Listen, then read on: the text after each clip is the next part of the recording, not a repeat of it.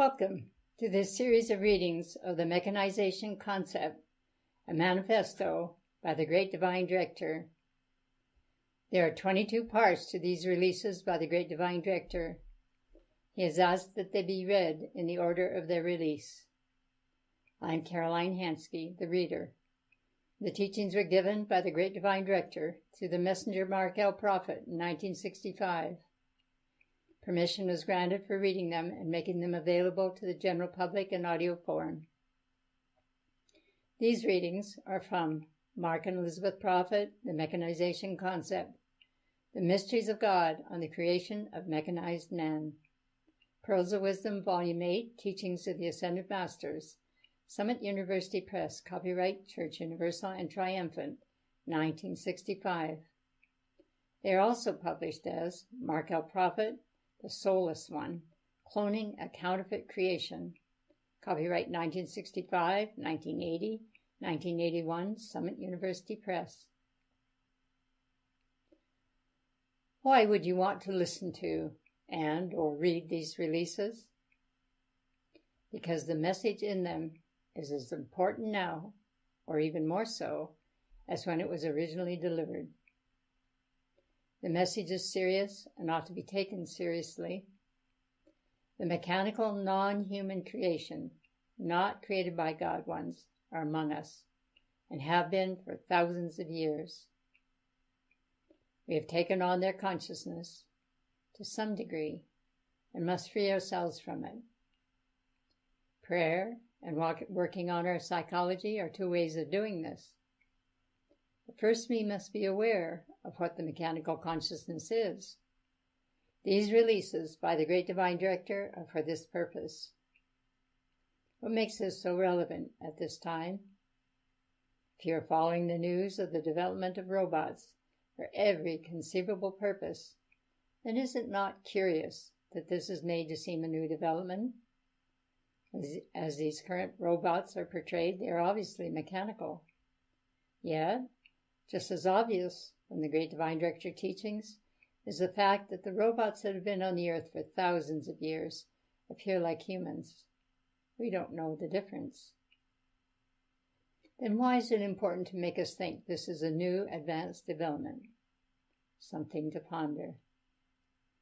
The Great Divine Director is a cosmic being with many offices in the spiritual hierarchy.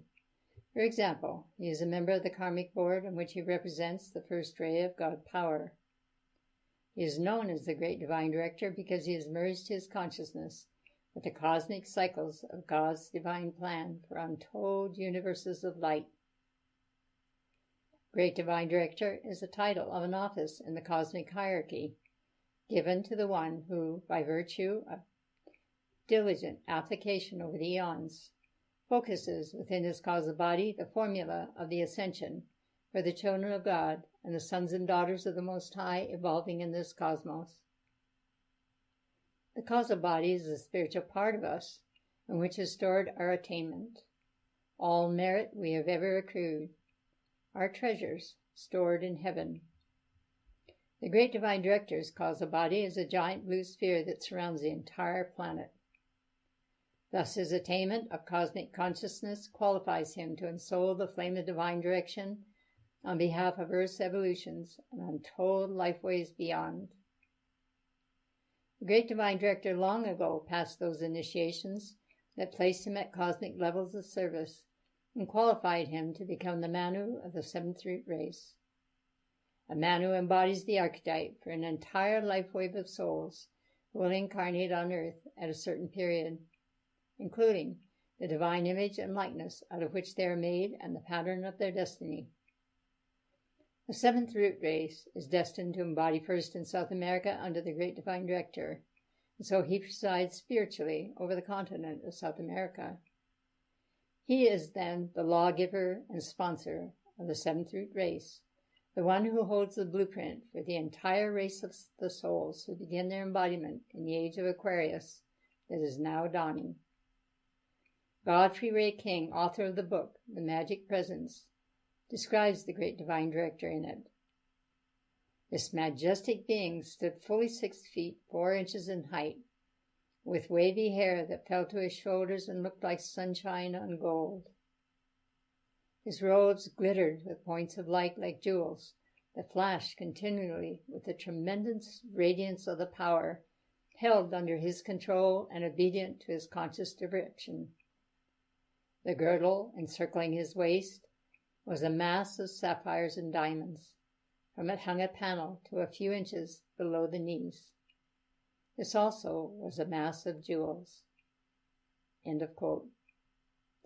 The great divine director has said, I pray that you will call to me, for I have within my consciousness the scroll of the divine plan for every living soul on Terra and in the vast beyond.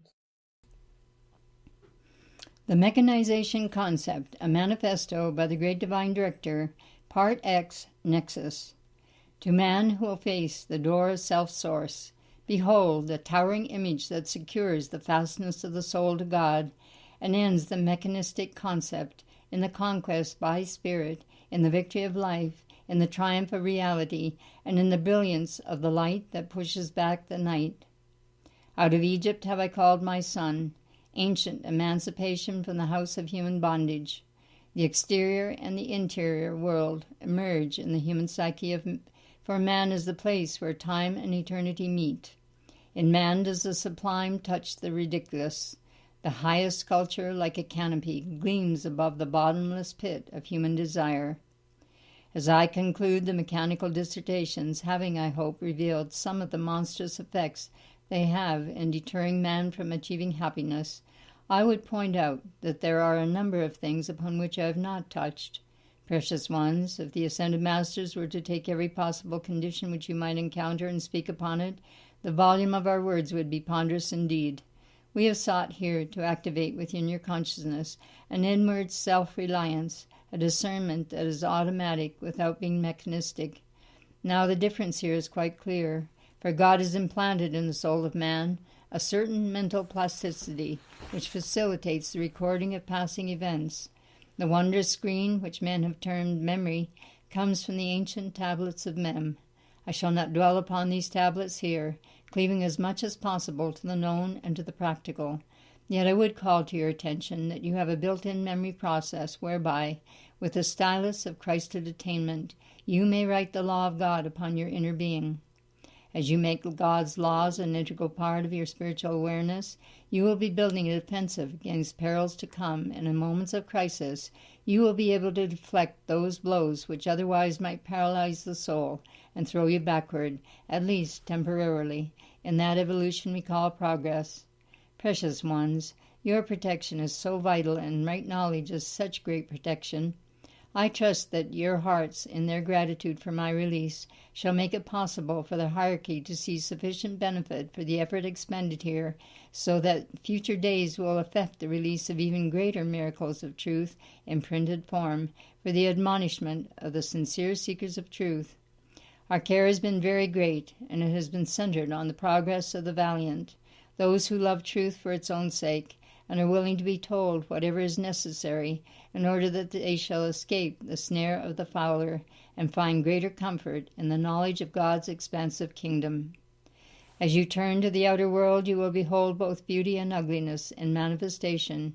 You must train yourself to skim off the beauty and drink it in, that your souls, bathed in the elixir of that which is spiritually charged, will absorb from every facet of nature the rare and pure elements which nurture the soul's freedom and expansion.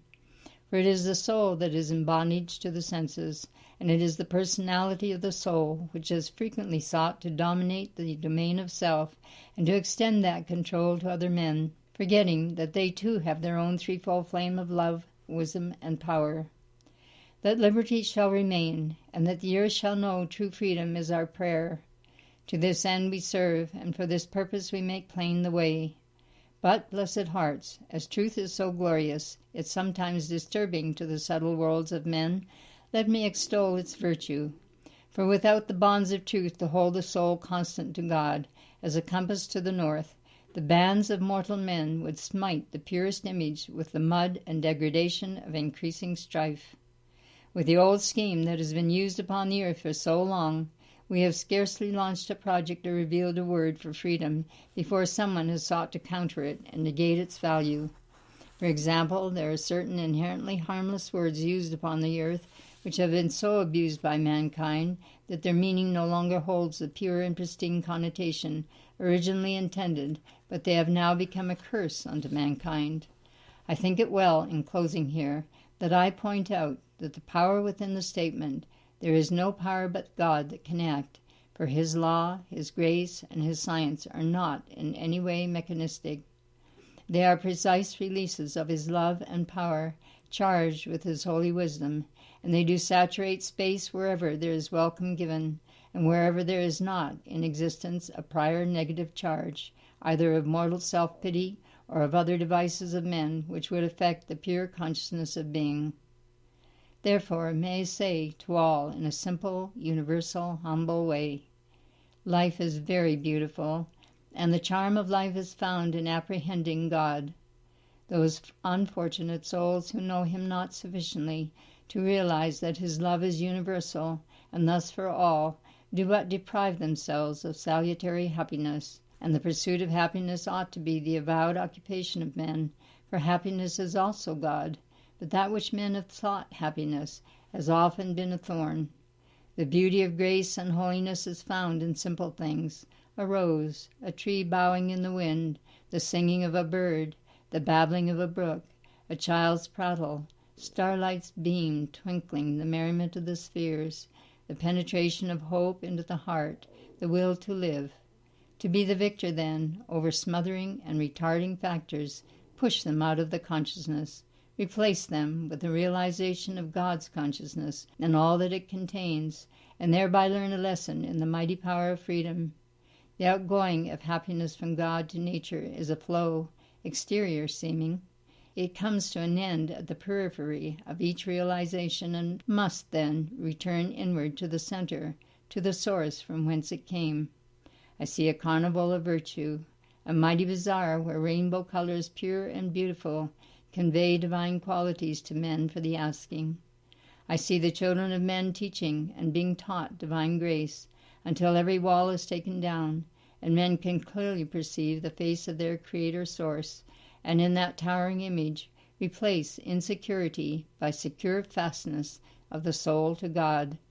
Now I do not care if some men be bored with the necessary repetition of my words, for as the fingers of the mind pass over these words again and again, they will magnetize happiness, for they are charged as cups of living light with God's grace, and this grace is sufficient for every human need.